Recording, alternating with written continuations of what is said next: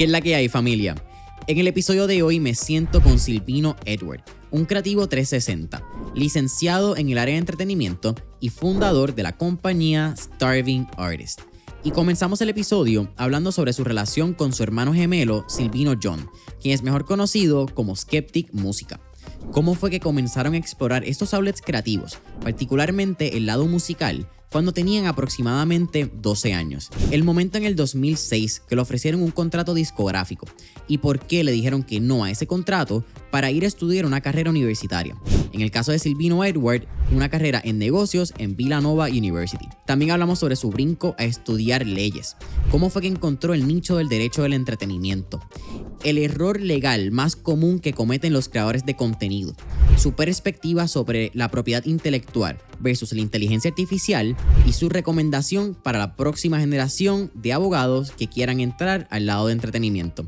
Para mí fue una gran conversación que llevaba meses esperando con Silvino y una que me disfruté al máximo. Así que espero que se disfruten la entrevista.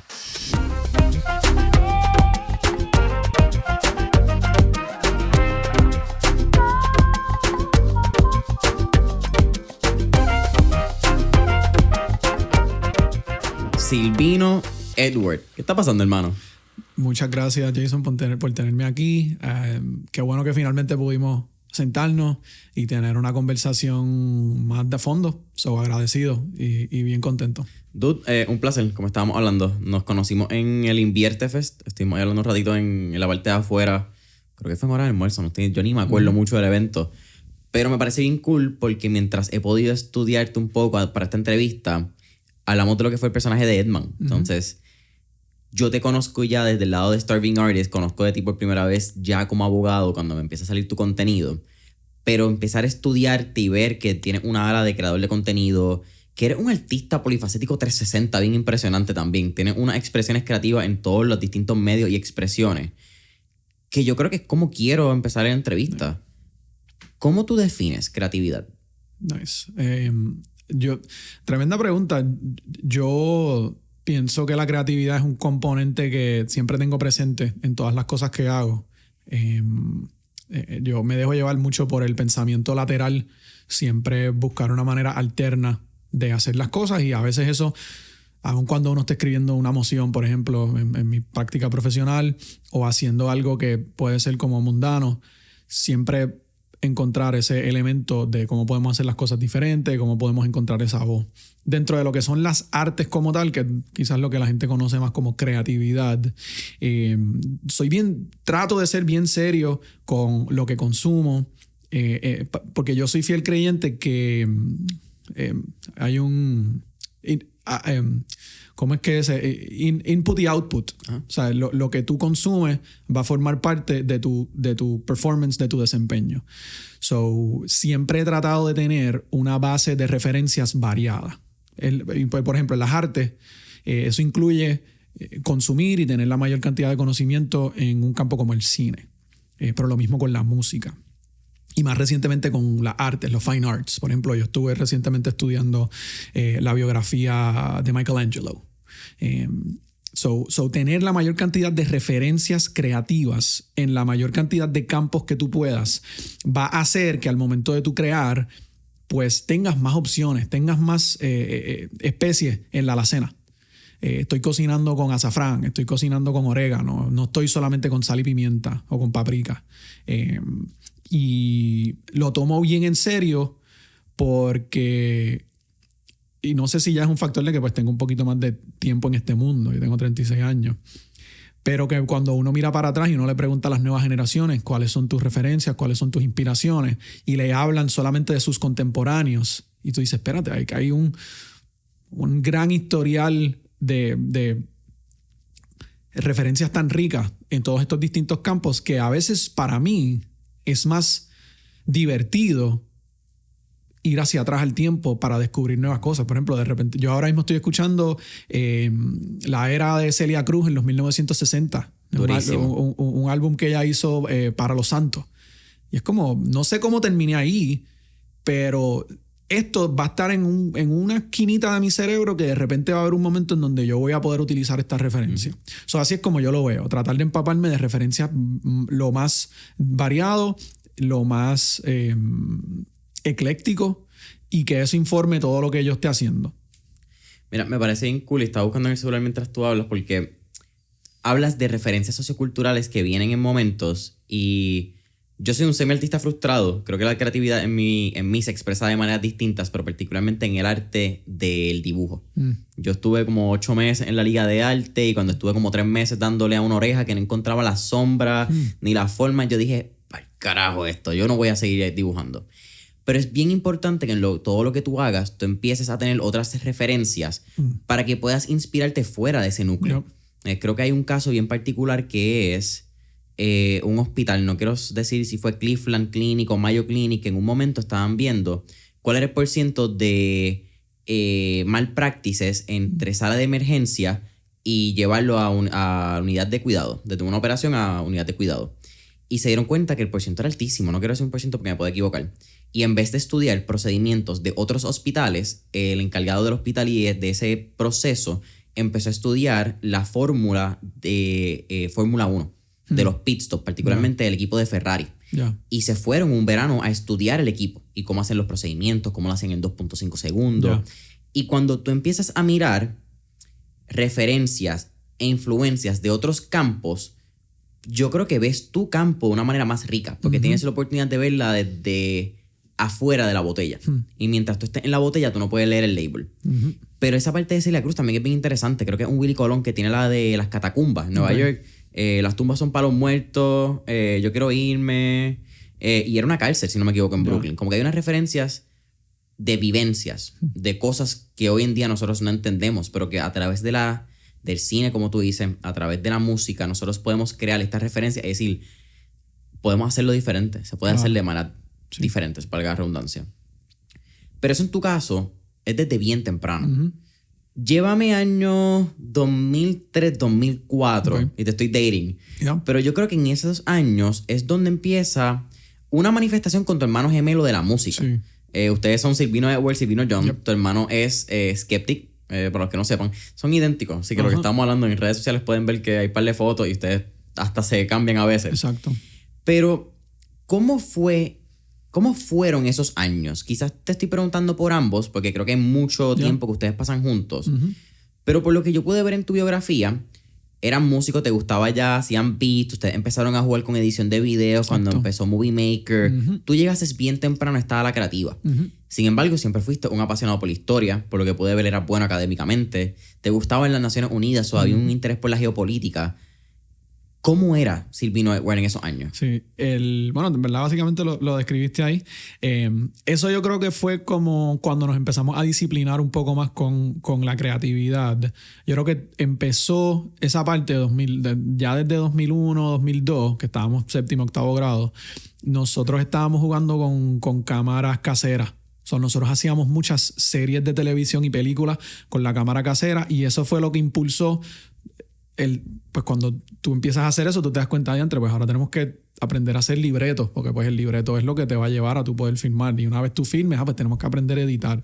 En esa época estábamos bien concentrados en grabar un montón. Hacíamos especiales de comedia, teníamos un show que se llamaba Crack Up Show, que era como un skit comedy show, porque para ese entonces estaba Chappelle Show y todas estas cosas. Estábamos haciendo skit comedy, hacíamos películas para la escuela, para el club de cine. Tuvimos un output bastante chévere. Nosotros hicimos un par de episodios de Crack Up Show, hicimos un par de películas. Y eventualmente, entonces siguiendo en high school, de ahí mi hermano gemelo Skeptic empezó a producir beats, pero en el celular, en un celular Sony Ericsson, que eran beats monofónicos, como que una nota después de otra, no era ni polifónico. Y de ahí sale se instala, ¿verdad? Fruity Loops en la computadora y empieza a producir beats únicamente. Todavía no estábamos grabando. Pero como nosotros estábamos siempre escribiendo libretos y yo estaba en certámenes de poesía y ese tipo de cosas, también pues se hizo fácil pues vamos a escribir para la música. Él fue más el que impulsó el rapear. Él ya tenía como que 2 o 3 canciones donde tenía rap. Me acuerdo que en high school, Cultura Profética vino a cantar a San Ignacio. Nosotros estábamos como en 10 o 11. Y a él le dieron el break de tirar un verso ahí en uno de los jams de Cultura mientras estaban tocando. Y él se tiró ese verso. Eso fue yo creo que la primera vez que como que yo lo vi trepado así en tarima y viendo como que toda esta creatividad en su expresión. Y pues ahí con eso fue como que nos fuimos inspirando un poquito más. Pero para esa época, y también ayuda que tú tengas una persona con quien puedas estar todo el tiempo tirando ideas, porque gente que quizás tiene un hermano mayor, un hermano menor, no va a poder tener esa oportunidad todo el tiempo. O sea, que tú tengas a una persona que consistentemente tú puedas en esa etapa tan fértil poder experimentar, pues yo creo que es lo que te lleva a... ¿Qué es lo que yo creo que pasa? ¿Cómo es este? Billie Eilish y Phineas son gemelos. O gemelos o hermanos. Sé que son hermanos, no sé qué son. O sea, yo creo que es como gemelos. Que más o menos una dinámica similar de donde tú tienes. Pero como tú ves en todos los juntes creativos, a veces pues hay que separarse, a veces hay que buscar su identidad. En esa etapa, por ser tan joven, la identidad de uno está bien atada al ser gemelo. Porque claro, siempre te dan regalos de Navidad, el mismo para los dos, estás en el mismo cuarto, teníamos el mismo celular, la misma cuenta de MSN Messenger o lo que sea. So, la identidad tuya está bien atada con que tú perteneces a este conjunto. So, yo creo que por eso pues, lo mantuvimos así hasta que eventualmente pues, uno madura y quiere perseguir sus propias cosas. Pero no es fácil porque si tu output creativo y tu sentido de identidad está atado a la unidad, cuando tú empiezas a branch out a eso, tú te sientes como subconscientemente como if you're betraying. Entonces, si estás traicionando esa esencia original y pues eso toma tiempo para que tú madures y de repente puedas blossom a ya tú como un individuo. ¿Cuándo fue el momento que empezaron a encontrar esas identidades y empezaron a separarse?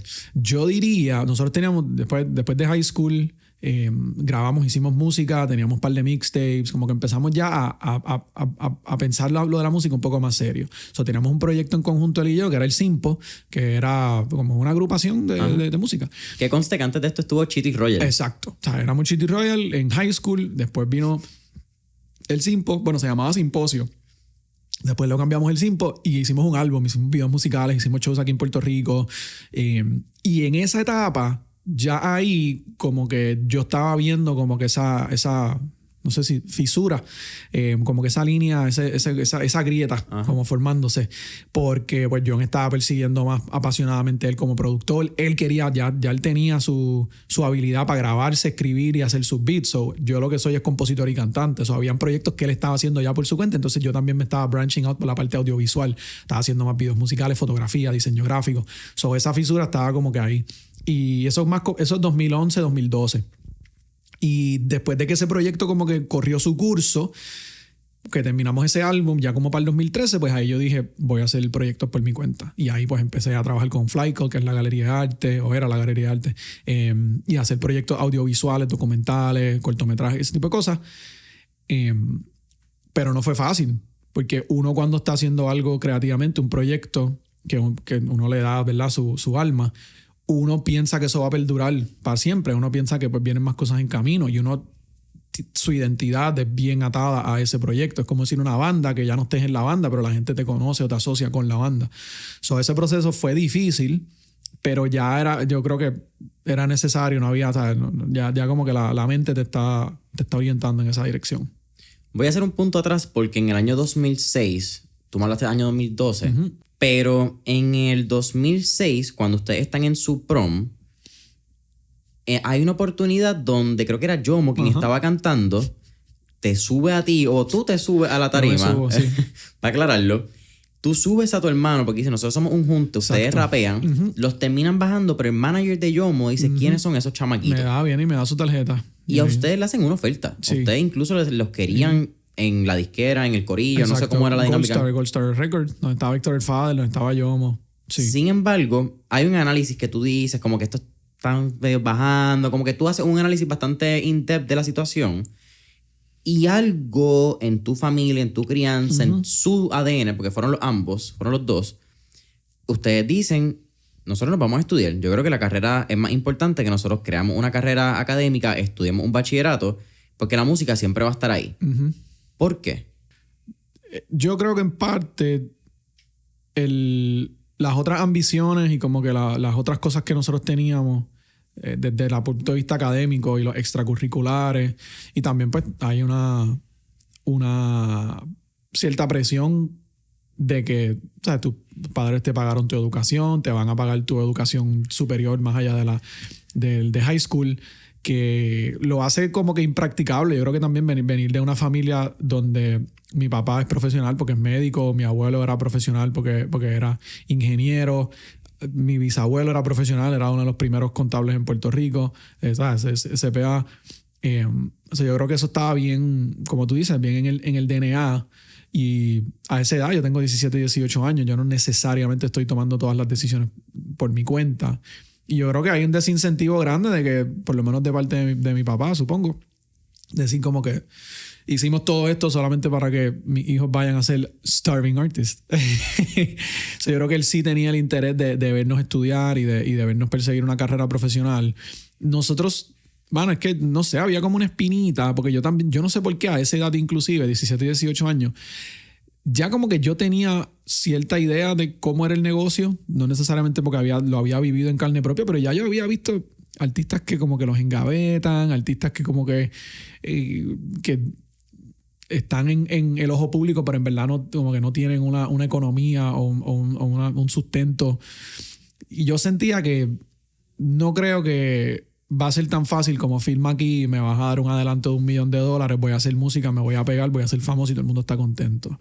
Como que yo veía mucho más el timeline de firma aquí, maybe los ponemos a hacer un álbum, los metemos en un estudio, maybe se graba algo, pero de ahí en adelante si ellos quieren o no distribuirlo o poner las condiciones que ellos quieran, o inclusive forzarnos a nosotros tener una identidad artística que no queríamos, porque ellos estaban hablando de que ellos querían que nosotros tengamos cierto nombre, ya estaban hablando inclusive de las cadenas que nos iban a hacer con las distintas S, porque ellos querían que se llamaba Silvino Stereo.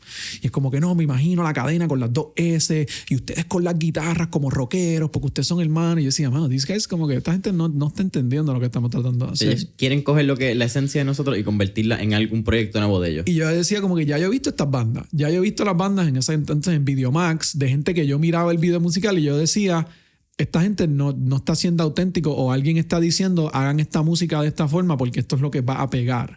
Y nosotros pues entonces pues teníamos otra esencia. So, ya esa espinita me venía dando como que un mal sabor. So, no fue tan difícil la decisión de decir que no, porque al final del día el rush que nosotros queríamos es frontearle a nuestros amigos. Mira, Héctor el Father me hizo una oferta. Yo no quería frontearle, estoy filmado a Héctor el Father, ¿entiendes? Como que eso para mí era más fun, tú decir, nos trepamos en tarima, el tipo dijo, porque para ese entonces es que funcionaban, antes no habían redes sociales, so, el que venga un manager y te diga, reúnete conmigo, quiero filmarte, eso es el equivalente a que, qué sé yo, gente te invita a una entrevista o algo así, no sé. Sí, no, pero puedo ver el fronteo a los 17, 18 años. Me trepé en tarima, me tumbaron y con todo eso me llevé la tarjeta del manager porque me quiere firmar. Exacto. Eso funciona. Te vas a estudiar a Estados Unidos, regresas a Puerto Rico, ya siendo un creativo, porque esa es la realidad, era un creativo 360 desde que eres un chamaco, y llega o entra en tu cabeza, no sé cómo funciona, la idea de convertirte en abogado, eventualmente licenciado, porque revalidas. ¿Por qué? Porque ya tenías una carrera como artista, me estabas comentando, ¿verdad? Ya habían unos proyectos desarrollados. Tú estabas desarrollando la creativa visual. Sí. Eres diseñador gráfico, fotógrafo, videógrafo. ¿Cuándo decides volver a estudiar una carrera tan particular y sacrificada como son las leyes? Sí. O sea, la línea de estudiar bachillerato, estudiar negocios en bachillerato y estudiar leyes, yo lo veía como la sucesión lógica de todos los esfuerzos, porque al final del día siempre yo tuve esa inclinación de ser un comerciante, empresario, comerciante, persona de los negocios. Siempre, desde chiquito. Yo sabía que iba a tener que adquirir ese conocimiento, especialmente en algo tan necesario como las artes, donde la propiedad intelectual y los contratos pues tienen mucho que ver. Yo sabía que si yo voy a ser exitoso como artista, no puedo ser exitoso como artista sin antes ser exitoso como comerciante. Porque de nuevo ya uno ve todos estos contratos de los artistas que los engavetan, artistas que pierden un montón de dinero porque su asesor financiero les robó, las inversiones no estuvieron bien cuidadas. Yo tenía mucho escepticismo en que yo iba a poder lograr eso por mi cuenta sin tener la educación yo. Estudiar Derecho siempre fue con esa meta de que esto sea una herramienta para esto otro. Y eso me acuerdo que estando en la escuela de Derecho yo tuve esos roces iniciales porque cuando uno entra a ese campo, tú conoces a otras personas que tienen otras ambiciones profesionales, que quieren ser juez o jueza, o que quieren trabajar en una agencia de gobierno, que quieren trabajar en un bufete, o que sus papás son abogados y han estado en la corte toda la vida y ellos quieren meterse al tribunal. Yo decía como que, mano, yo no veo ninguna de estas razones por las cuales yo me estoy metiendo a esto. Yo me estoy metiendo a esto para yo poder adquirir este conocimiento, para yo poder utilizarlo para estos propósitos. Si tú tenías un fin cuando entraste. Sí, y entonces lo difícil de todo fue cuando me gradúo y revalido inclusive aquí en Puerto Rico, que yo estoy haciendo todas las cosas. O sea, mientras estoy abriendo mi propio despacho y desarrollando una práctica individual, a la misma vez también viendo si hay oportunidades en otros bufetes o oficinas para adquirir experiencia, porque a mí empezar desde cero es difícil. Estoy haciendo esa movida de establecerme como profesional, yendo a eventos, escribiendo artículos, haciendo podcast y cosas, pero a la vez yo estoy cogiendo, viene un largometraje documental a Puerto Rico y me contratan como videógrafo. O tenemos la galería de arte y estamos haciendo shows de distintos artistas y estamos viajando a Art Basel y estamos haciendo ventas y eventos y ese tipo de cosas. A la misma vez estoy trabajando proyectos de videos musicales y proyectos de fotografía. Esa época, eso fue 2013. Fue bien loco porque yo me acuerdo que yo printeaba mi resumen y como que yo no me decidía. Como que yo me acuerdo enviar el resumen para director creativo de una agencia, pero también para associate attorney en una firma. Y yo tenía tantas versiones distintas de mi resumen porque yo no me decidía qué yo era. Y entonces yo cambiaba y ahí fue que me di cuenta de que, pues, mano, en este mundo hiper especializado que estamos viviendo, hay que como que escoger una línea. Y a mí me tomó mucho trabajo y todavía. Pero en ese momento sí me acuerdo de todas las versiones y la difícil decisión que yo estaba tomando de quién soy y cómo voy a profesionalmente llevar esto al próximo nivel. Full. Háblame un poco de ese proceso, Silvino, porque yo creo que es un proceso que hoy en día, 2024, muchos jóvenes y quizás no tan jóvenes se pueden identificar con el ala de que en redes sociales hay muchas cosas, cada vez más tus intereses pueden aumentar, pueden ser mayores. Estamos en un momento donde el acceso a la información es el mayor que hemos tenido en la historia. Nunca hemos tenido un acceso a la información como estamos teniendo hoy en día. Y tú puedes tener muchos intereses y ver negocios y oportunidades en todos ellos. Yo creo que ese es el problema más común, que un problema primermundista at its finest. Sí.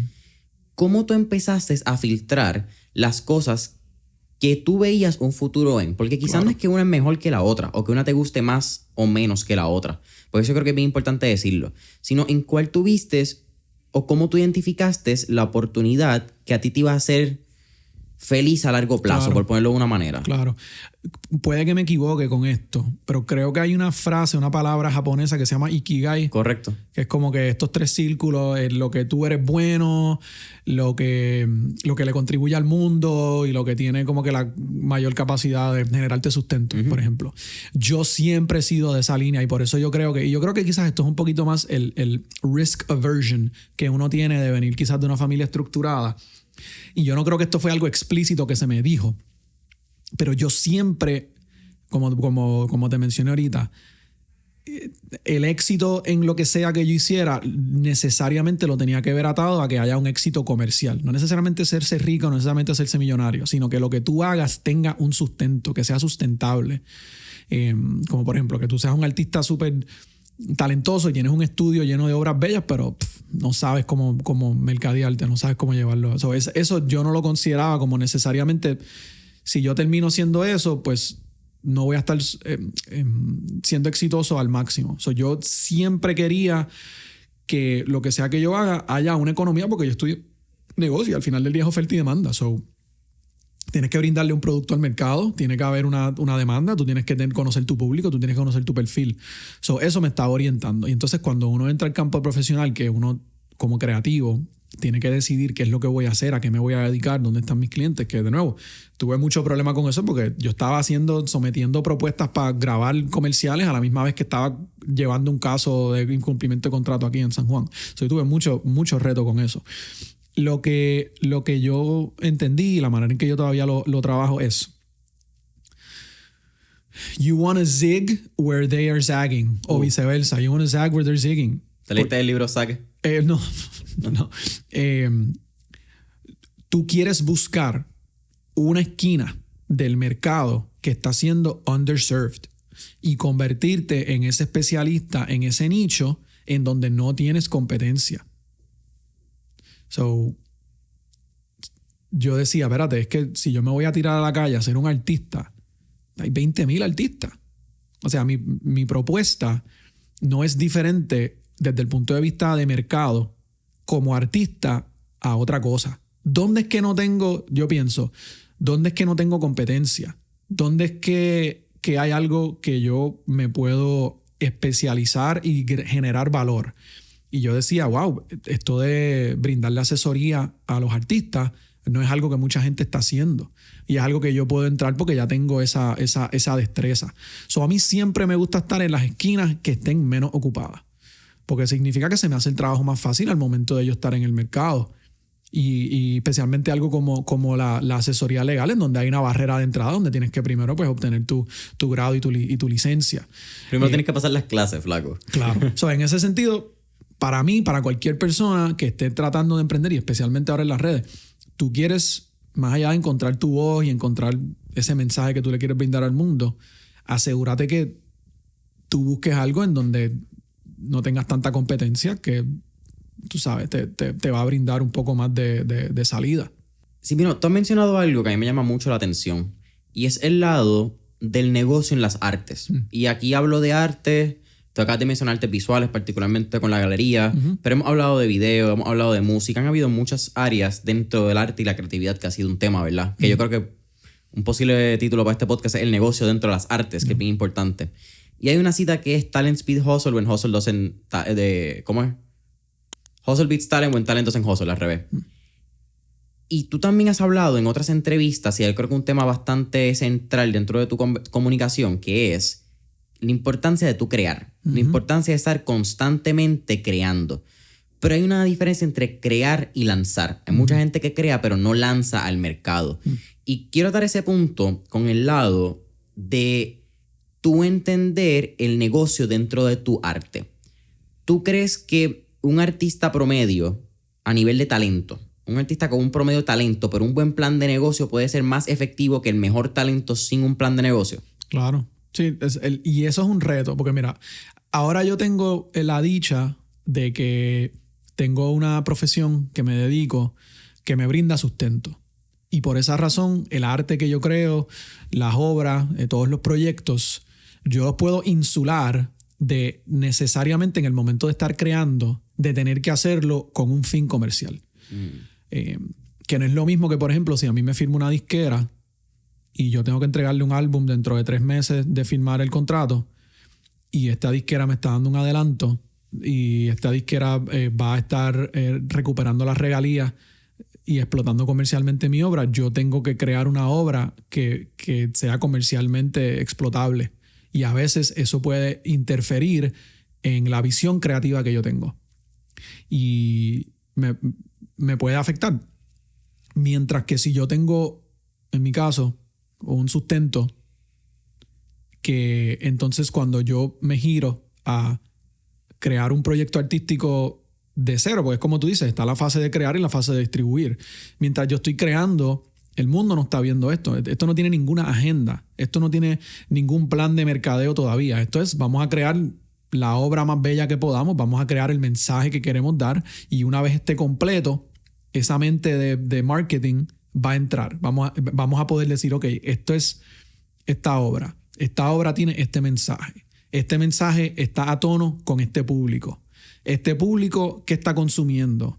¿Qué influencers está consumiendo? ¿Qué revistas está viendo? ¿Qué música está escuchando? ¿Dónde está este público que le va a gustar este mensaje? Vamos a ir a donde ellos, cómo ellos lo consumen.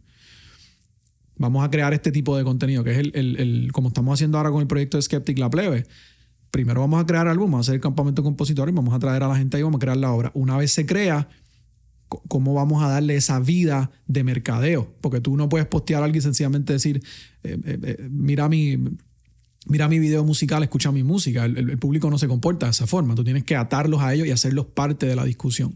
Yo soy fiel creyente de que, por lo menos desde el punto de vista de las artes, porque si tú estás en la industria del diseño, en una industria donde hay un componente ya utilitario, funcional y comercial, no es lo mismo que una obra artística, por ejemplo, un cuadro, una obra de teatro, una película, una obra musical. Son piezas artísticas que existen sin necesariamente una función más allá de su consumo como arte. Yo soy fiel creyente, crea primero y entonces establece la estrategia. Y cuando establezcas la estrategia vas a necesitar varias cosas. Tú no lo vas a hacer por tu cuenta porque tú como artista estás tan atado a tu producto que tú piensas esto le va a gustar a todo el mundo. Esto aplica a todo el mundo. Todo el mundo va a ver esto y lo va a ver igual de bello que yo lo veo. Tú tienes que desasociarte de esa noción. Tú sabes, pariste el bebé, pero entonces ahora tienen que venir las enfermeras, tienen que venir las nannies, tienen que venir el equipo técnico. Tú necesitas pensar de varias formas. Mercadeo para llegarle al público. Pensar en los distintos canales y dónde está tu público, crear un perfil y ver qué conversaciones ellos están teniendo y queriendo escuchar y cómo tú le vas a llegar a través de esas conversaciones con tu mensaje. El mercadeo. Relaciones públicas. Tú tienes que tener una estrategia para llegarle a esos medios y que esos profesionales creen una narrativa que de nuevo sea atractiva para el público. Porque a veces, tú estás más propenso a leer un artículo de periódico que dice, mira cómo esta canción está ayudando a personas sin hogar. O esta iniciativa, ¿entiendes? Cuando lo atamos a algo que está sucediendo en nuestra actualidad. A diferencia de artista lanza álbum nuevo. Pues eso no es una noticia. Eso no me está diciendo nada que yo como público consumidor puedo entonces incorporar. Claro. En cuanto a las relaciones públicas, atar el mensaje.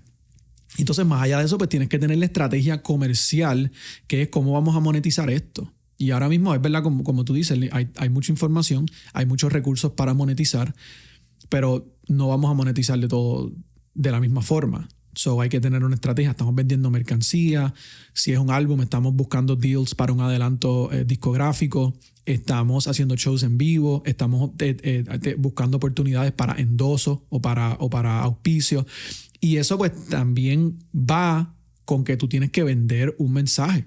Tú cuando te sientes con Pepsi o con la marca que sea, no es auspíciame porque mi música es buena. Es como el mensaje que yo doy, como la comunidad que yo estoy nutriendo es tu comunidad y va a llevar tu mensaje. Y a veces en esa conversación tú tienes que hacer concesiones. Anyway, sé que es medio long-winded la contestación, pero eso es más o menos el como yo lo miro cuando pienso en cómo comercializar proyectos artísticos. Cool. Y no dejar que la parte comercial interfiera antes de que el proyecto artístico ya tenga su finalidad. ¿Has estudiado, has visto el caso de Russ? El RUSS, el artista norteamericano. Lo veo por ahí por las redes, me envían muchos videos de él, pero ¿cómo así? Ok, por eso te hago la pregunta para entender, porque sé que hablamos que no necesariamente va a haber un case study que íbamos a hablar. Pero el caso de Russ me parece bien en particular con el tema de crear y lanzar, porque durante mucho tiempo, creo que como desde 2015 como hasta el 2020, él estuvo sacando canciones semanales. Y él era, si tú ves su cover, una estrategia bastante básica de un color, un icono en el medio, y era ese mismo formato en todas las canciones, todas las semanas. Y era un proceso constante de crear y lanzar. No necesariamente, pienso yo, aunque no lo conozco, ¿verdad? Me puedo estar tomando la libertad de hablar, pero no para conocerse a él mismo, sino para encontrar su espacio en el mercado. Yeah. Y aquí va mi pregunta, donde yo creo que muchos artistas en todas las facetas crean mucho tratando de descubrirse a ellos. Uh-huh. Pero al momento de lanzar, quieren lanzar la obra perfecta. Yeah. Cuando la obra perfecta no va a llegar, porque como tú dijiste, si tú estás envuelto y metido 100% en el proyecto, que es lo que tiende a pasar con un artista si produce la canción, la canta, la escribes, tú no ves el bebé desde afuera. Uh-huh. Porque tú lo pariste, para ti es hermoso. Uh-huh. Pero quizás viene la enfermera, viene tu manejador, en el caso del artista, y dice, flaco, eso no es bueno. Está cool, veo tu visión, pero esa no es la que hay. Exacto. ¿Qué tú le recomiendas a los artistas para empezar a perderle el miedo a eso, a exponer su arte al público? Yeah. Porque a veces los artistas no están ni receptivos a las críticas de su equipo, mucho menos a la del público en general. Sí. Es que el artista de por sí es egoísta. O sea, ¿qué cosa más egoísta que uno decirle al mundo, mira esto que creé y ven a verme y apláudeme junto a miles de otras personas. Y yo soy la única persona. Ustedes todos me están mirando a mí. El spotlight está en mí. El nombre en el titular soy yo. O sea, ser un artista es una cosa extremadamente egoísta. Y por eso estoy de acuerdo contigo que existe esa dificultad. Ahora mismo, y esto tú lo sabes, estamos en una época de comunidades.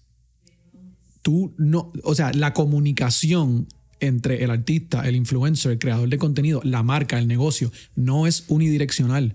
Antes tú tenías el lujo de que tu comunicación fuese unidireccional porque no había en redes sociales.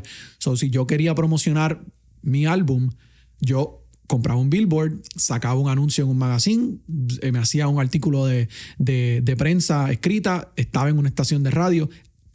Todos esos componentes mediáticos no tienen ningún factor de interacción con el público. Todo eso es el público, mira, y yo te estoy haciendo un call to action, que es un call to action de consumo al final del día, de igual manera que te pido que compres el combo del fast food. ¿Qué sucede? Ahora esa comunicación, aunque obviamente esos medios todavía existen, la manera en que las personas se convierten en consumidores de tu producto es interactuando con él. ¿Cómo? Le voy a hacer un remix en TikTok o en Instagram, voy a comentar, voy a compartir esto, voy a ponerlo en mi story y hacer un comentario, voy a dejar un comment que crea y abre una conversación porque hay una controversia, un conflicto donde hay opiniones separadas. El artista piensa que, yo si tan solo creo esta obra bella, hago este video, lo comparto, lo subo, la gente al verlo y ver que es bello o que les gusta, lo van a compartir. Así no es que funciona la conversación y las comunidades. Tú tienes que darle una razón por la cual ellos están conversando. ¿Qué sucede? Tristemente, en la época en donde estamos viviendo, aquellos temas que generan mayor conversación, ¿cuáles son? Los temas controversia, que crean una opinión que divide la gente en bando, para bien o para mal. So, en la medida, no necesariamente que tú generes controversia, pero en la medida en que tú puedas generar conversación, porque hay opiniones diferidas, pues vas a generar interés. Pero si tú lo que quieres es que todo el mundo le guste lo que estás haciendo, pues aprobación, ¿cómo te explico? Aprobación unánime no genera conversación.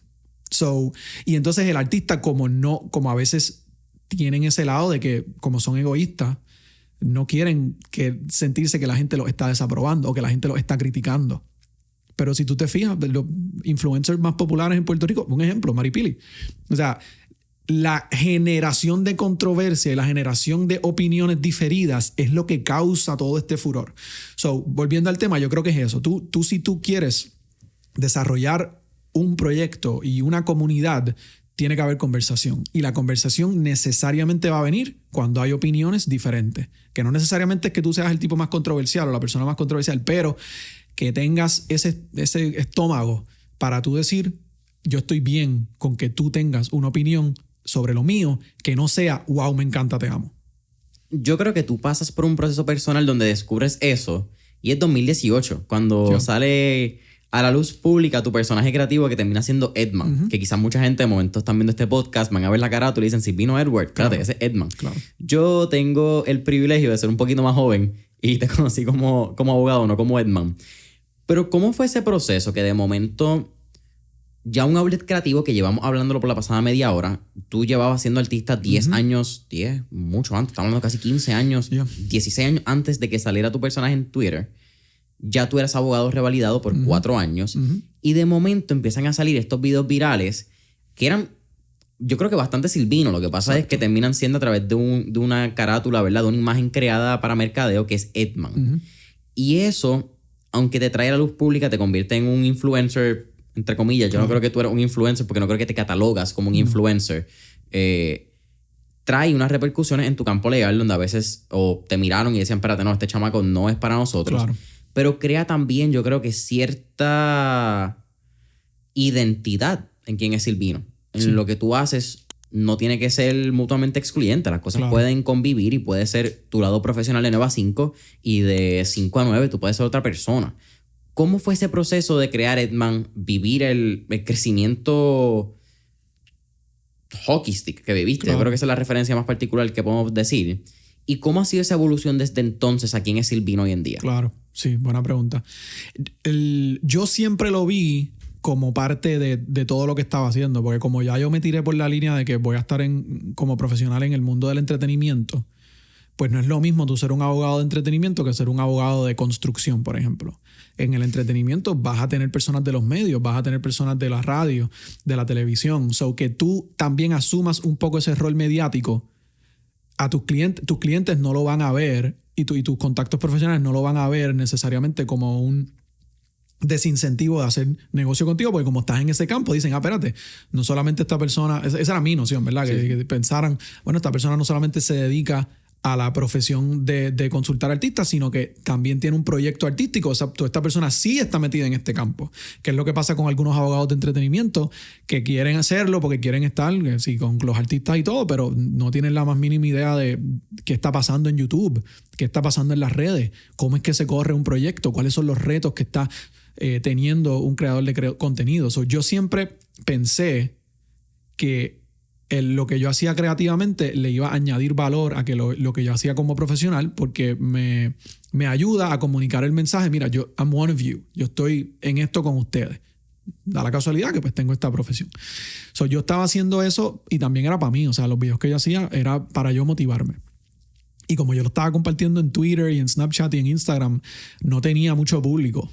So, el público que tenía era la gente que me contestaba por DM como que con un emoji de reírse, qué sé yo. Creo que tenías como 350 followers antes de explotar. Era bien poquito. Y yo lo empecé a tirar por Twitter, yo no sé ni por qué, porque yo ni usaba Twitter. Pero entonces se empieza a regar. Y ahí es de nuevo, volviendo al tema. Se riega y obtiene su público, no porque la gente está diciendo, wow, me encanta Silvino. Es porque el mensaje que yo le estoy dando ya la gente lo puede aplicar a su vida personal. Y entonces, volviendo al tema del mercadeo, la manera en que yo logro tener esa conexión con el público es porque yo publicaba los videos por la mañana, que son motivacionales, que la gente los escucha antes de ir a trabajar o de ir a la escuela. So, ya yo encontré un nicho.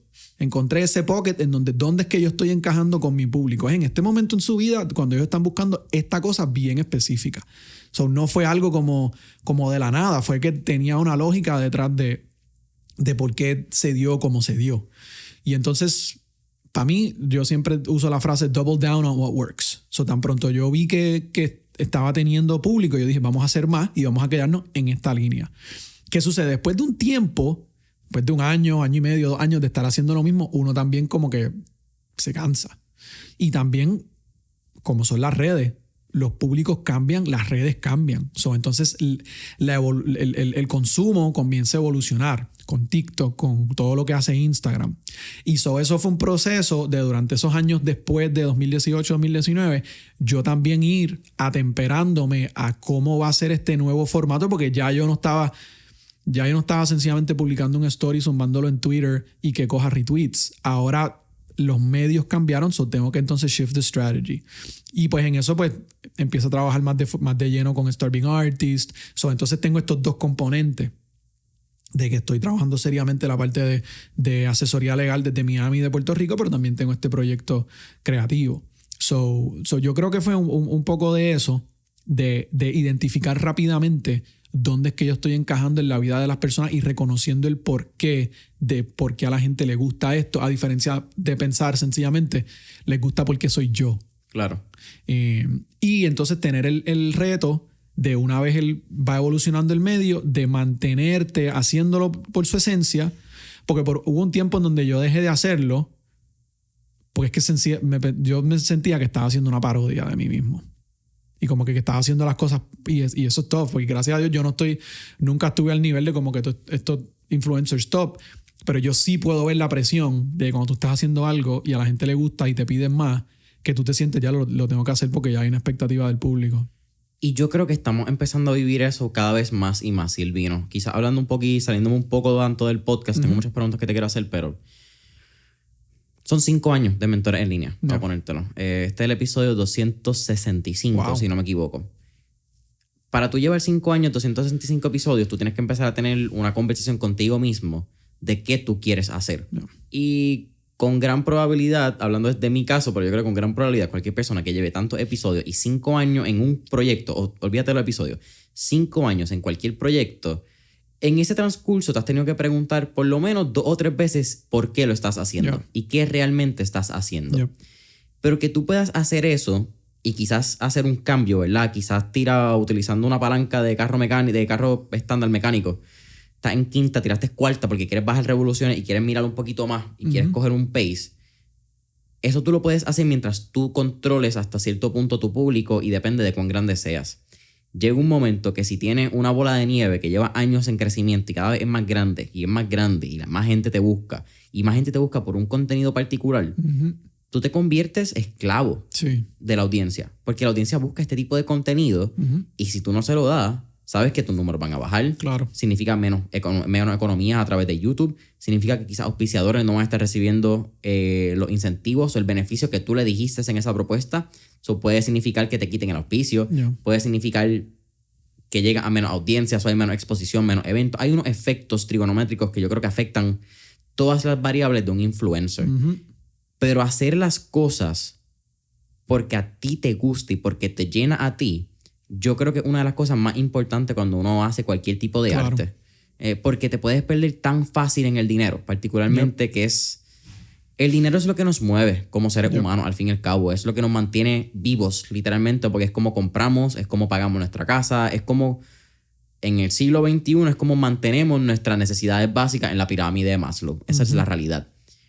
Pero generar dinero y hacer lo que te gusta no son mutuamente excluyentes. Y yo creo que eso es bien importante cuando estamos en un momento que la gente en redes sociales solamente ve el éxito de los influencers y la cara bonita y no el costo de ser un influencer. Sí. A mí me pasó eso porque cuando en el proyecto yo hacía muchas cosas, empecé haciendo muchas cosas que eran más allá de la motivación. Porque, qué sé yo hacía videos con mi novia, con Melanie, y teníamos videos con la perrita, y hacíamos videos de cocina, y hacía videos de aeróbico. Eso como que yo me fui en el viaje de pensar como que yo tengo todas estas distintas vertientes por donde me puedo orientar, y cada una pues tiene un público distinto, que es cierto, pero después de un tiempo, como te mencioné, o sea, uno se va cansando de como que tener que vivir con este personaje, y también uno se pierde en cuál es esa esencia de por qué yo conecto con el público.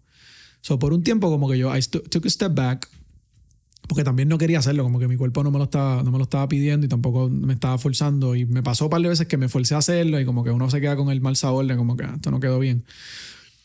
Hasta que eventualmente, recientemente, volví a hacer la motivación por las mañanas, así como la hacía. Y ahí fue que me di cuenta, wow, tan como Moisés en el desierto. O sea, estuviste 40 años dando vueltas para darte cuenta que esta siempre era la esencia.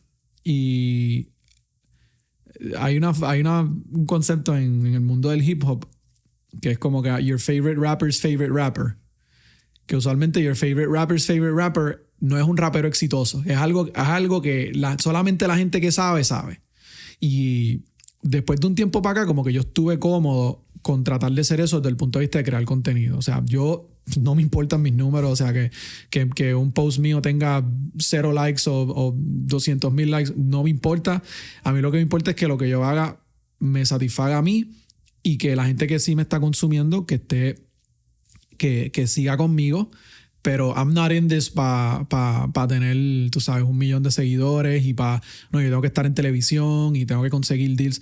No, porque entonces eso afecta la esencia de lo que yo quiero crear. Si yo puedo lograr esto por mi cuenta, también me da independencia. Porque, por ejemplo, a mí KFC puede venir hoy y me dice, mira, Silvino, me encanta lo que estás haciendo, quiero que promociones el nuevo especial combo KFC. Yo no consumo KFC, eso te voy a decir que no. Aunque me pagues, te voy a decir que no. Y me permite yo poder insularme y aceptar lo que quiero y lo que no quiero.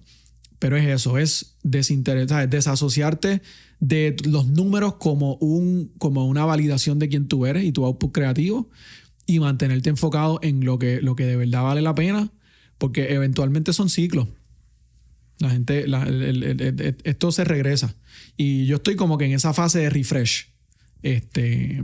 Y me siento tan cómodo con cómo se está dando. Porque ya se siente finalmente que uno lo puede hacer sin obligación de la validación, porque no la necesito, gracias a Dios, sin obligación de tener el dinero, porque vivo de otra cosa. Y con eso tú llegas a donde tienes que llegar, que es tu voz, tu comunidad, tu mensaje.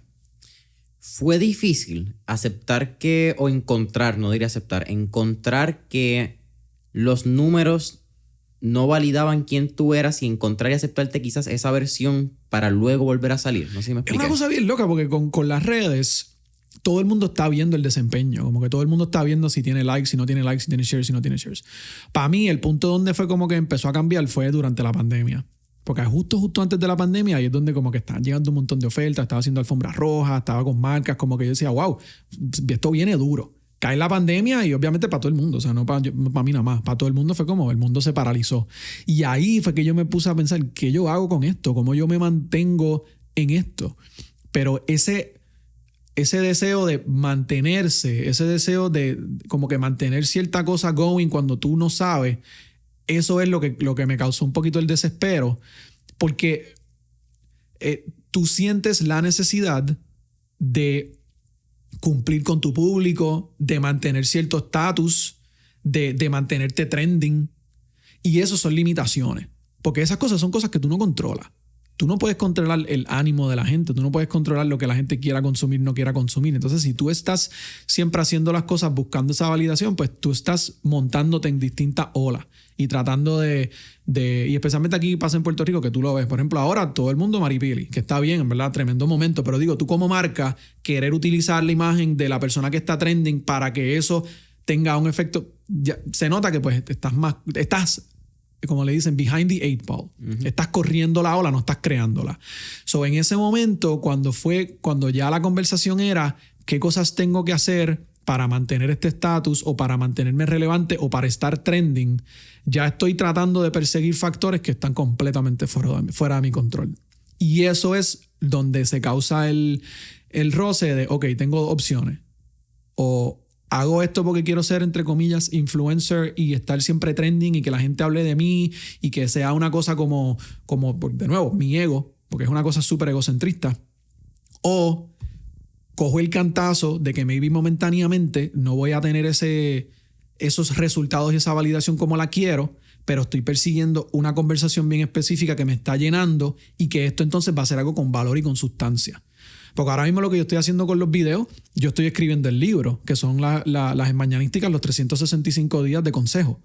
Y eso yo lo estoy haciendo a través de mis videos. So, ya hay una meta, ya hay un propósito. So, independientemente de que esto se comparta, que no se comparta, de que esté trending o no esté trending, ya yo sé por qué yo estoy haciendo esto. Y eso, con eso nada más, eso es suficiente para uno comenzar a crear. Y yo creo que también eso es lo que a mí me gustaría ver de los creadores de contenido de todas facetas. Que esté orientado hacia un resultado bien en particular y que no sea sencillamente déjame crear un video para que tenga likes y shares para que la gente sencillamente me tenga en su radar. Sí, eso me parece bien cool porque estoy hablando con Beto, un shout out a Mr. Yo no sé ni el nombre, Alberto me imagino, no sé el apellido, pero Beto Podcast. Ajá, Beto Podcast. Luis Arroyo. Ah, pues mira, te acaban de chotear el Beto. Pero hablaste con él un tema que me parece muy importante a nivel de creador de contenido, que es la diferencia entre un influencer y un creador de contenido. El influencer, qué sé yo, mirándolo en un periodo de 2016 a 2020, que yo creo que es un periodo de influencer, donde esa era la palabra, era el que creaba contenido en las redes, contenido bien fast-paced, contenido lindo, fotos, photoshoots, y era el que cogía like y era como que la sensación del momento. Sí. El creador de contenido tiene un funnel. Tiene una estructura, tiene una escalera de valor, tiene un avatar, como mencionaste, que es tu cliente ideal. Exacto. Y tiene un entendimiento a base de datos, más que nada, porque no es a base de datos más allá de los datos que te da Instagram. Déjame aclarar eso, porque no es solamente que tú viste 55 hombres, 45 mujeres, Exacto. 20 Puerto Rico, 20 Estados Unidos. No. Es que en qué parte está en su vida, Exacto. qué hace, cuáles son sus rutinas, a qué aspira. Exacto. Quizás tiene un punto de contacto que es email, celular, así que puedes empezar a crear otra audiencia. Empiezas a entender que las redes sociales solamente son un eslabón dentro de la cadena de cómo generar dinero. Totalmente. Y eso es una conversación que Silvino habla mucho más de tus años de mercadeo y tus estudios que de creador de contenido, ¿verdad? Yo creo que es algo bien importante, es lo que me gusta hablar contigo porque creo que son bien pocas personas desde ambos puntos, tanto del creador de contenido que tiene el conocimiento legal y el conocimiento de negocio, pero igual viceversa, del lado de contenido y de negocio, del lado de legal y negocio, que tienen un entendimiento del contenido. So, poder tener esas conversaciones con alguien como tú no se dan todos los días, porque conoces el 360, el espectro total.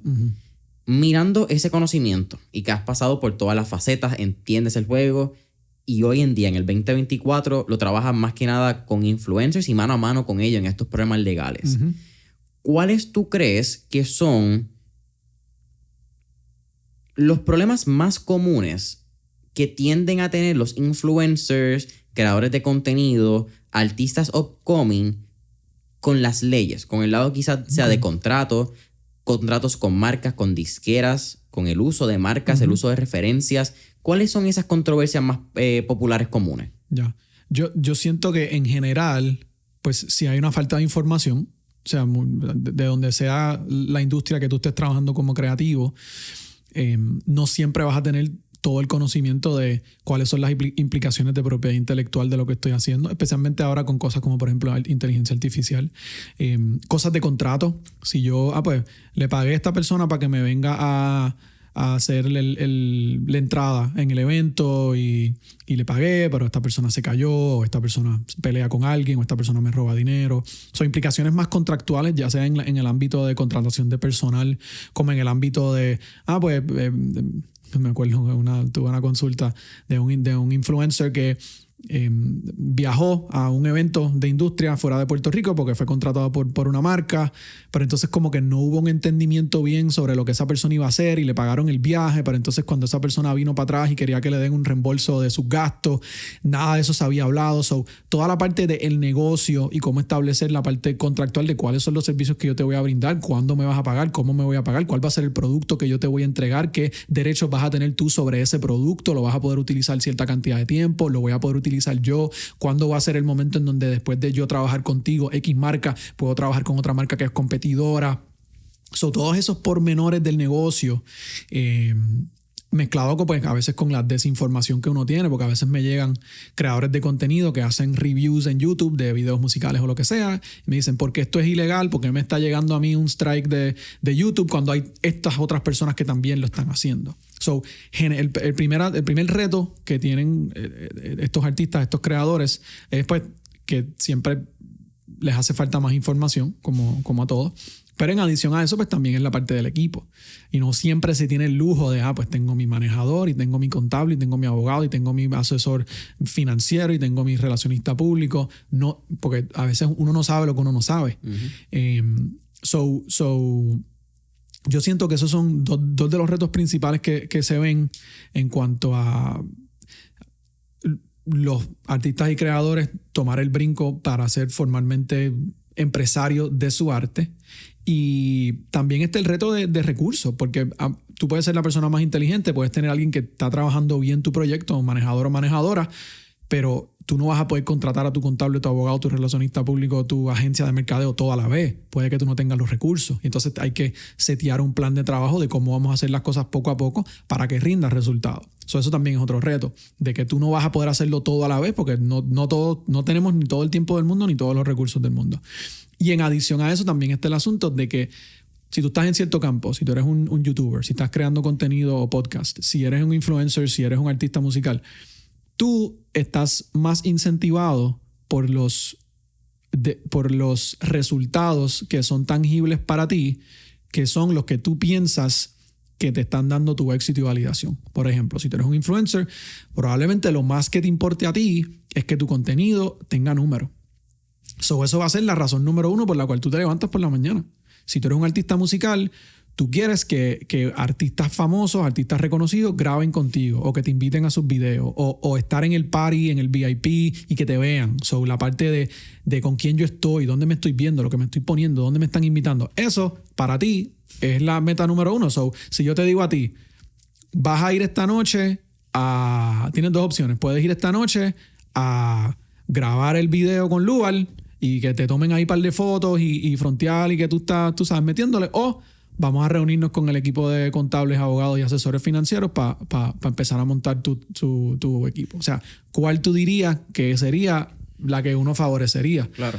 Esos activos, esos premios de validación y éxito no necesariamente son los incentivos más correctos cuando lo miramos puramente desde el punto de vista comercial. Claro, cuando eres objetivo. Porque yo no estoy diciendo que eso es malo. Tú necesitas eso. Uh-huh. Tú necesitas llegar al otro público. Tú necesitas que te hagan con esa persona. Pero si tú siempre estás persiguiendo eso, pues entonces no vas a desaprovechar la oportunidad de generar una economía para ti. Porque entonces cuando te hablen, mire, ¿qué estás haciendo? ¿Cómo te va?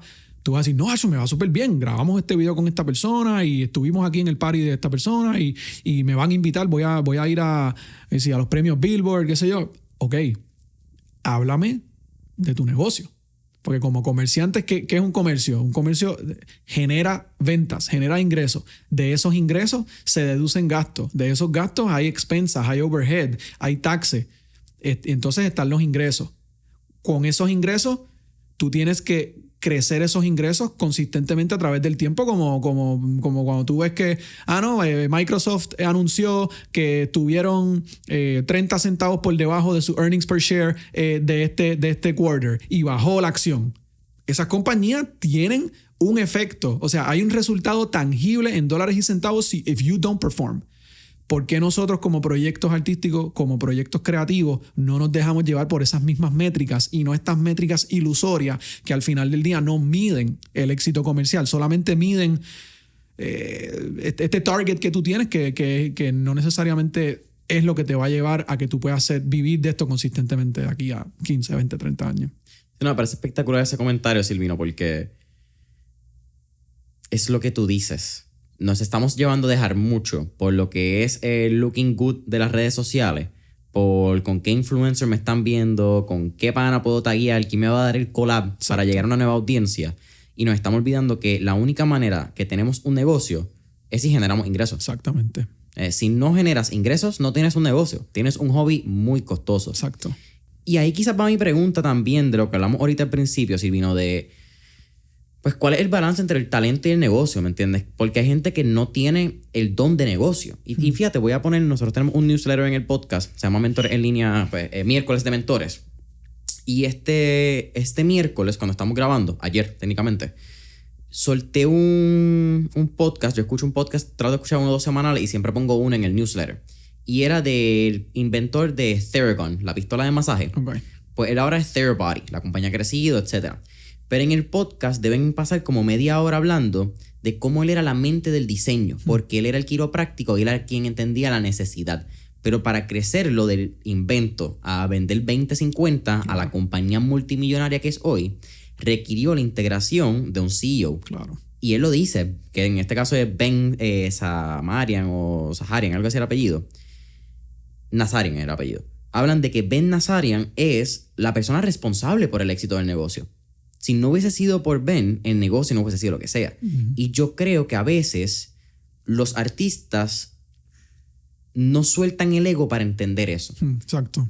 Y hablo de artista no solamente musical. Pasa con actores de cine que no tienen managers. Habla con pintores que no tienen managers, que no tienen un galerista. Uh-huh. Hablan con diseñadores de moda que no tienen un equipo de leyes ni un manager o alguien que los ayude a comercializar, ¿verdad? Y pasar de ser el pequeño label de diseño a la tienda, luego a la marca, luego al international brand. Hay unos elementos y unos pasos que van a requerir nuevas educaciones, nuevas enseñanzas y nuevas integraciones al equipo, que yo creo lo más importante que tú has hablado en todo esto. Uh-huh.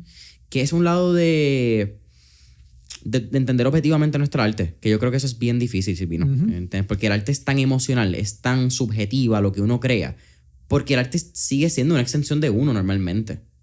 Que quizás, aquí tú me corriges, es el éxito que ha tenido Neon 16 uh-huh. con Tiny y creo que el Lex Borrero, el CEO. Uh-huh. A quien desconozco completamente de la música. Lo tiene. Pero yo creo que ese es un ejemplo de cómo uno de los mejores talentos entendió que su crecimiento exponencial o el próximo nivel iba a ser de la mano de un gran manejador de negocio. Sí. Tú necesitas una persona que está detrás del telón y a veces es difícil de encontrar porque hay veces que pasa que estas personas que dicen que quieren estar detrás del telón a veces quieren ser más famosos que el artista. Tú nunca, yo siempre se lo digo a los clientes, tú nunca te quieres conseguir un manejador que quiere ser más famoso que tú, que está haciendo las entrevistas, que quiere irse viral con sus videos. O sea, tú quieres alguien que esté enfocado en eso. Yo estoy de acuerdo que hay que dejar ir un poco el ego y reconocer que hay cosas que tú no sabes y estar abierto a aprender. O sea, yo he tenido consultas y me da mucha pena en donde represento artistas musicales, artistas que han estado pegados, que tienen su público, pero yo a quien le estoy dando la consulta es a la mamá o al manejador. Y yo veo que el artista se asoma por el Zoom y me saluda y ya, es como caso, tú no quieres adquirir este conocimiento. Tú estás poniendo tu confianza enteramente en manos de gente y esperando que ellos te brinden resultados y tú vas a considerar eso como liderazgo. Yo veo eso como un error. Porque, fine, tú no tienes que estar leyendo las 20 páginas del contrato, pero si tú tienes una oportunidad para ser asesorado, para ser educado, eso te va a hacer mejor líder. Y yo creo que hay muchas personas que dicen, bueno, como yo no conozco de esto, se lo delego a esta persona. Y si esta persona la caga, yo puedo entonces decir, esta persona me falló. Pero de nuevo, eso no es liderazgo. Un líder dice, yo fallé, o mi equipo falló, o no lo hicimos bien, o no te entrené, o no te di la oportunidad. Y quizás que esto transiciona a otro tema, pero ese éxito comercial requiere que tú te veas como el líder de tu empresa. Y líder, ¿qué es un líder? Un líder, en mi opinión, es una persona que motiva a otras personas a alcanzar una meta común. Eso no es mi meta. Yo no puedo decirle a mi equipo, ustedes tienen que hacer esto por mí porque esto me va a beneficiar a mí. Yo tengo que decirle a mi manejador, tú quieres hacer esto para el proyecto que estamos haciendo porque esto te va a desarrollar a ti. Esto te va a dar el beneficio, el resultado que tú estás buscando por esta razón. Y entonces uno como líder tiene que buscar esas maneras de incentivar a la gente. Hay gente que se incentiva por el miedo. Hay gente que se incentiva por el dinero. Hay gente que se incentiva por la validación. Hay gente que se incentiva por el trabajo y la calidad del trabajo que ellos quieren brindar.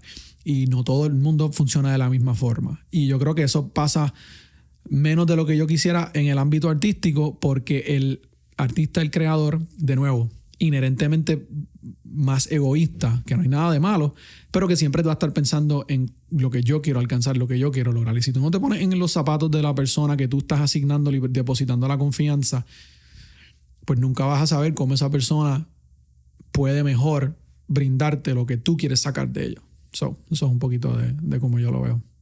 Quizás brincando un poco de tema, estuvimos hablando en el pre-podcast session un poco de, y ahorita tú lo mencionaste, inteligencia artificial, propiedad intelectual. Y esto lo hablaste en otro podcast que me parece bien interesante, quizás para hablar un poco el macro, ¿verdad?, de la situación.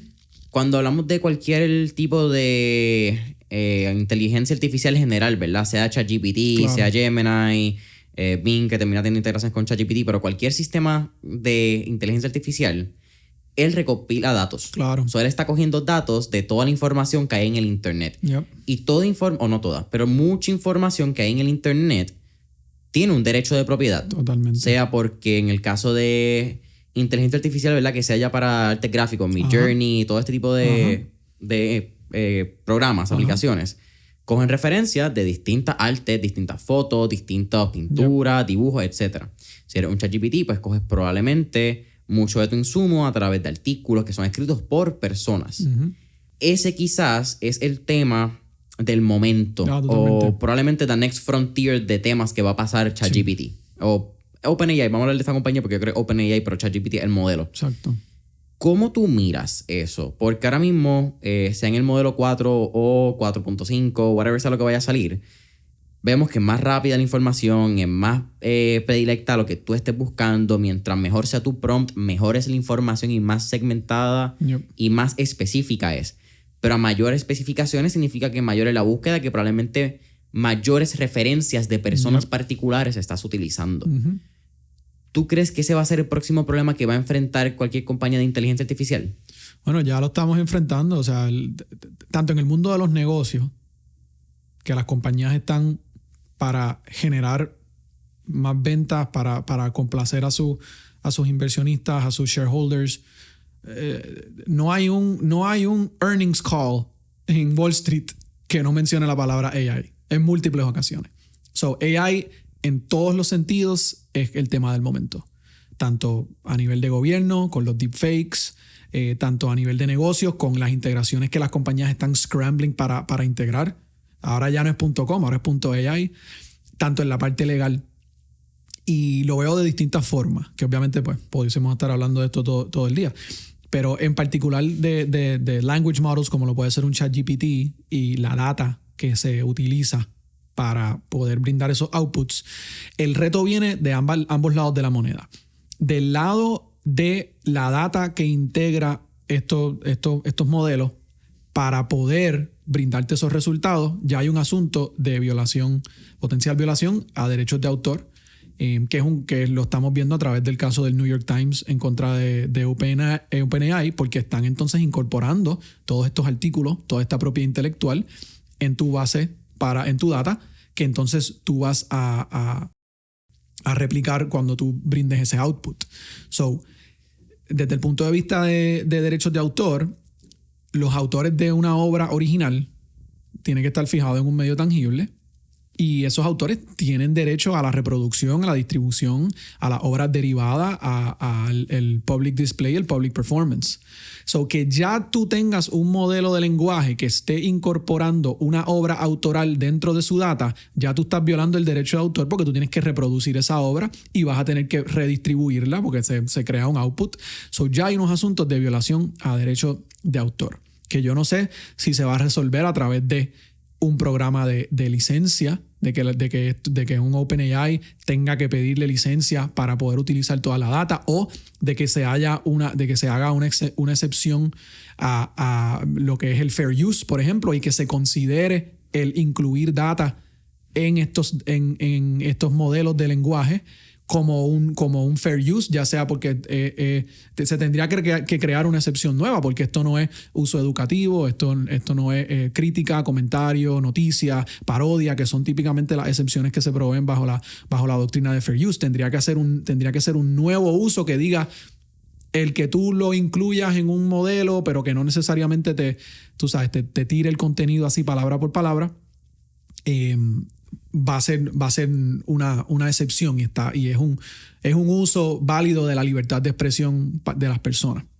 Y eso es un lado de la moneda. Es decir, ¿cuáles son los retos de propiedad intelectual y más notablemente derechos de autor para estas compañías que están integrando todas estas obras que son obras de autoría original que tienen derechos? Y si entonces se va a hacer a través de licencia, a través de fair use, o a través de un nuevo mecanismo, una nueva rendering de lo que puede ser utilizar esa propiedad intelectual. El otro lado de la moneda es qué sucede con el output. Y eso pues ya está un poquito más determinado.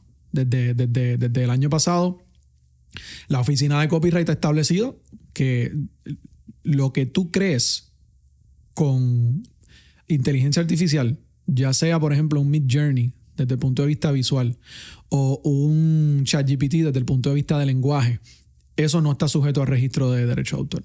Nada. No.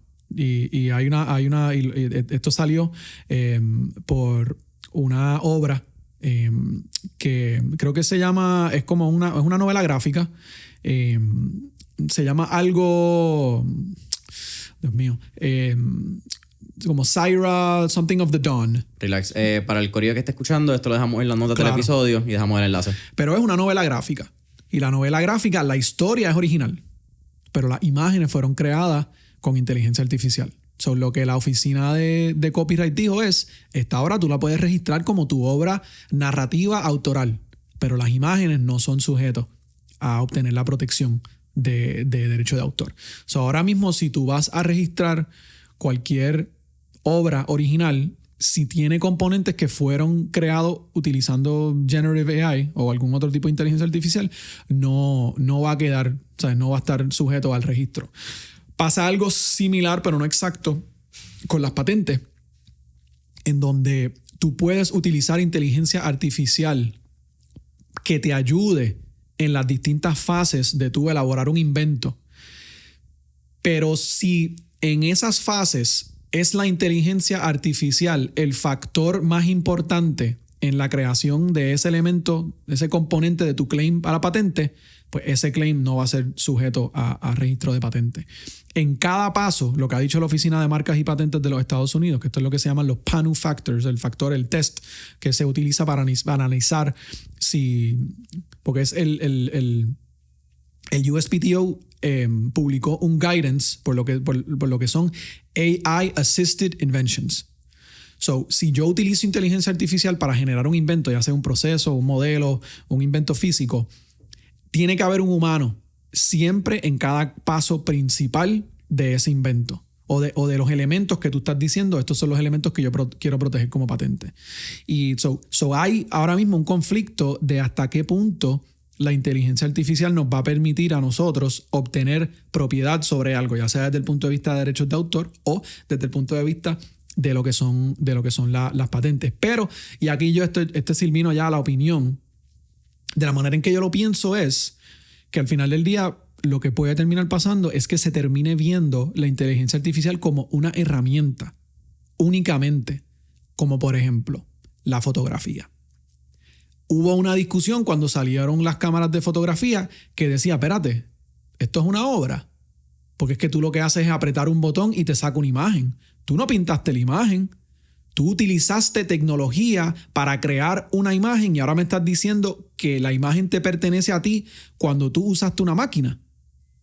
Sobre estas discusiones que nosotros estamos teniendo sobre inteligencia artificial se han tenido desde antes. Esto es una pregunta de tecnología nueva. Y si tú piensas en Generative AI como esa cámara, que sencillamente yo te di el prompt, si no fuese porque yo no hubiese hecho estos prompts, que no fue el primero, fue una serie de conversaciones que yo tuve que tener para llegar a este resultado, pues entonces la inteligencia artificial es una mera herramienta que me permite a mí generar la obra que yo quiero, porque el modelo todavía no lo está sacando por su cuenta. Lo mismo que una cámara. A mí no me sorprende si en el futuro así es que se mira a estas tecnologías sencillamente como una herramienta para la creación y no el mecanismo por el cual se crea del todo. Wow. ¿Cómo el USPTO, la Oficina de Patentes y Trademark de los Estados Unidos, que no sé si es público, hago esa aclaración, pero cómo ellos pueden verificar si una imagen, una patente, un texto es complementado, creado, diseñado, ¿verdad?, con inteligencia artificial? ¿Hay algún modelo que ellos han dicho, mira, nosotros verificamos a través de XYZ procedimientos? Bueno, siempre se va a asignar un oficial examinador a cualquier solicitud, ya sea de copyright, de patente o de marca. Hay un individuo que está evaluando esa solicitud. Se supone, porque cuando tú sometes estas solicitudes, tú haces una declaración bajo juramento, sujeto, ¿verdad?, a penalidades, de que tú estás proveyendo la información de manera fiel y exacta y de que tú no estás omitiendo o que tú no estás misleading a la agencia. Y parte del proceso de solicitud es que tú le indiques si algo en todo o en parte fue utilizado creando inteligencia artificial. Wow. Tú tienes la obligación en tu solicitud de hacer esa distinción y decir, mira, esta obra, este componente fue creado utilizando inteligencia artificial. Y si tú no lo haces y luego ellos se enteran, pues entonces puede que te cancelen el registro, puede que no te aprueben la solicitud. Esa es la manera en que por lo general se hace. Eso es bien nuevo, ¿verdad? Ese checkbox. Todo esto, es que, mano, todo esto empezó cuando salió ChatGPT. Fue cuando todo esto empezó a tener auge en cuanto a la conversación. Sí, todos estos procesos, estos no son leyes. Lo que yo te digo de los guidances de la oficina de copyright, estos son publicaciones que la misma oficina de copyright hace ante el público, tanto la oficina de copyright como el USPTO, que es como agencias que técnicamente pertenecen al gobierno federal, pues tienen el poder de publicar esto, pero esto no es una ley que impuso el Congreso. Si de repente el Congreso lo pone, pues ya estamos hablando de que es un poquito más... está más establecido. Claro, sí, es más serio, por utilizar entre comillas, porque sigue siendo igual de serio si la oficina lo dice. Exacto, pero que la oficina hoy puede decir una cosa y mañana cambiar de opinión. Claro, sí, porque siempre está dentro de la regulación de la oficina y de lo que están los procesos dentro de la oficina del USPTO. No es necesariamente una ley establecida bajo el Congreso de los Estados Unidos, como tú mencionas. Silvino, casi terminando, pero antes de terminar con las 4 preguntas de fuego, te quiero hacer una pregunta que va bien atada a el futuro de las generaciones en el lado del entretenimiento, las leyes del entretenimiento. Porque yo creo que es un campo que en las escuelas de leyes cada vez está cogiendo más auge. Sí. Estamos viendo más clubes, estamos viendo que son más personas quienes quieren entrar a este tipo de campo dentro del derecho, de la especialización. Pero también viene mi intriga desde el otro lado, quizás viendo la moneda, como hablamos un poco en el pre-podcast session, de cuántos abogados de entretenimiento podemos tener. Okay. Si estamos teniendo un output de la escuela, ¿verdad? Que es mucho más alto a la capacidad que tenemos, ¿verdad? Dentro, o sea, de las firmas de los abogados, de las firmas de leyes, pero también de los clientes que puedan haber. Si no está viendo quizás, qué sé yo, si puede ser 10x, la cantidad de abogados que están entrando, vamos a tener 10x la cantidad de músicos o artistas que van a estar utilizando esos servicios. Okay. Y a mí me da mucha intriga, pero nunca lo he hablado en el podcast. Creo que es la primera vez que hablo con un abogado de entretenimiento full. Así que, ¿cómo tú miras este campo y qué recomendación tú le darías a cualquier persona que quiere entrar a escuela de leyes a estudiar esto o está en procesos de especializarse en la escuela de leyes en este campo? Claro. Es que el entretenimiento no es un monolito, como por ejemplo tú decir la bancarrota o la aviación o la construcción, que inclusive dentro de eso hay distintos subgéneros y subáreas de práctica. Y yo lo que siempre le digo a los estudiantes y a los jóvenes profesionales con quien tengo la oportunidad de compartir es: escoge aquella categoría, aquel campo dentro del entretenimiento que sea que te apasione. Porque en el entretenimiento están la música, el teatro, las artes visuales. Dentro de las artes visuales está el diseño gráfico, los videojuegos, está en las artes plásticas, los muralistas, están los estudios de diseño de mobiliario, diseño de experiencias, diseño de espacios, arquitectura. Está dentro del entretenimiento también están los deportes. Y entonces tú, dentro de los deportes, pues tú te puedes especializar en el boxeo, te puedes especializar en la industria hípica, te puedes especializar en el baloncesto, en el deporte olímpico. So, escoge esa línea, esa subespecialidad que sea donde tú estás viendo que tú tienes tu mayor pasión, porque de nuevo tú quieres buscar una esquina en donde no hay tanta competencia. Y la gente pues quizás pues por el éxito que han tenido los artistas musicales en Puerto Rico, pues ven la música como esa salida. Pero hay tanto y tanto, y hay tantas industrias dentro de las mismas industrias. Dentro de la televisión tú puedes hacer reality TV, o puedo hacer solamente eventos en vivo, o estoy haciendo noticias, o estoy haciendo otra cosa dentro de las películas, lo mismo. Que aquí hay mucho campo para mucha gente. Lo que tú no quieres hacer es decir, soy abogado de entretenimiento sí o sí. Como que del todo. Cuando a mí me preguntan, yo no trabajo tanto deporte. Tengo conocimiento, soy fanático, ¿verdad? Soy entusiasta, pero no es mi área de práctica día a día. Lo mío es la música, lo mío son los creadores de contenido, la tecnología. Y esas son las líneas en donde yo invierto la mayor cantidad de mi tiempo y mis recursos. Y poco a poco uno va expandiendo a otras cosas. Pero sí, o sea, si tú quieres poder vivir de esto y establecer un nombre para ti, busca y persigue esos nichos dentro de los nichos que te van a dar a ti una esquina que nadie más domina mejor que tú. Qué duro. Silvino, al final de Mentores en Línea siempre hacemos 4 preguntas de fuego. Nice. Así que, ¿vamos para el mambo? Yes. La primera. Si tuviéramos la oportunidad de estar en esta película de Back to the Future, tener el DeLorean, la máquina en el tiempo, ¿a qué década, época o periodo histórico te gustaría ir y por qué? Probablemente al Renacimiento. Me gustaría ir a Florencia durante los... ¿Cómo es que se llama? El 480. Para ver a Michelangelo caminando por allí y esculpiendo para los papas. Y eso definitivamente me llama mucho la atención, esa época del alto arte, el High Renaissance. Segunda pregunta. Tenemos un playlist en Spotify que se llama Mentores en Línea, el playlist, donde tenemos todas las canciones que motivan y pompean a nuestros entrevistados. Nice. Así que, con eso dicho, ¿qué canción motiva a Silvino Edward? Pues ahora mismo todo lo que es La Plebe, dándole el shout out al álbum de Skeptic que sale esta medianoche, de mañana a la medianoche. Así que cuando saque el episodio ya está disponible el álbum. Ya está disponible. So, yo digo que La Plebe. Lo encontramos como Skeptic Music. Exacto. Tercera pregunta. ¿Qué 3 libros les recomendaría a nuestra audiencia? How to Win Friends and Influence People de Dale Carnegie. Es uno de mis libros favoritos. Voy a poner una biografía ahí, la mencioné, la biografía de Michelangelo.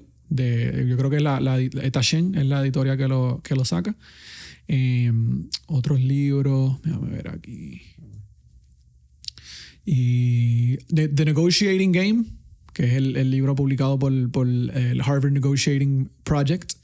Espérate, no. Ese es The Negotiating Game y está Getting to Yes. Getting to Yes es el que el que publica The Harvard Negotiating Project, que es básicamente un método de negociación en donde se utiliza el pensamiento creativo para buscar valor y no sencillamente que se convierta en un zero-sum game de tú me das o no me das, yo quiero esto, tú me das esto. Es más, como yo, estamos teniendo una negociación y yo busco una manera de brindarte a ti un valor que quizás tú no habías visto a través del ofrecimiento mutuo, que entonces crea que ambos podamos decir que sí, que no es solamente peleando por el salario o peleando por las distintas contraprestaciones, sino yo entenderte a ti, yo entender tu propósito y buscar una manera de brindarte valor. Yo diría esos 3 libros. Eso está súper cool. Me parece casi una tipo como que flow quid pro quo. Como tú me das, yo te doy, cómo llegamos a este consenso y bailamos el baile del tango. Exactamente. Eso está súper cool. Creo que ese va a ser entonces uno que voy a añadir a mi lista personal. Yes. Silvino, ¿cuál es tu última pregunta?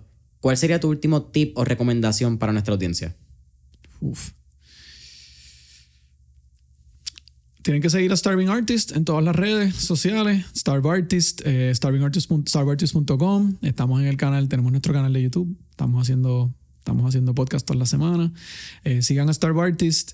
Pero fuera de eso, manténganse educados, manténganse inspirados. Yo creo que todo el mundo tiene un genio. Es cuestión de uno encontrar esa línea que le apasione mucho y no se desenfoquen. Estamos viviendo en una época en donde todo el mundo está mostrando sus resultados, pero no mostrando los procesos. Es bien fácil uno perderse en querer siempre estar viendo resultados, pero lo más bonito de todo es tú salir todos los días al campo, echarle agua a la tierra y cuidar esas flores que están germinando. No siempre vas a estar sacando las manzanas del árbol. Tienes que mirar, enamorarte del proceso y no del resultado. En un mundo donde todo el mundo enseña los resultados y no el proceso, te toca a ti enfocarte y disfrutar del proceso y no los resultados. Así mismo. Qué grande, brother. Dude, un placer, de verdad. Un honor tenerte en el podcast. Agradecido que se haya dado. Yep. Tú tiraste el shoutout a Starving Artist, pero shoutout Silvino Edward, todas las redes sociales. Claro, Silvino Edward, estoy en todas las redes. Estoy en Twitter, estoy en Instagram, estoy en Facebook. Me pueden conseguir también en LinkedIn para aquellos que estén buscando quizás la parte más profesional. Si quieren mentoría, si quieren coordinar una llamada, un cafecito conmigo, me pueden conseguir en LinkedIn también. Siempre a la orden. Silvino, gracias. Gracias a ti.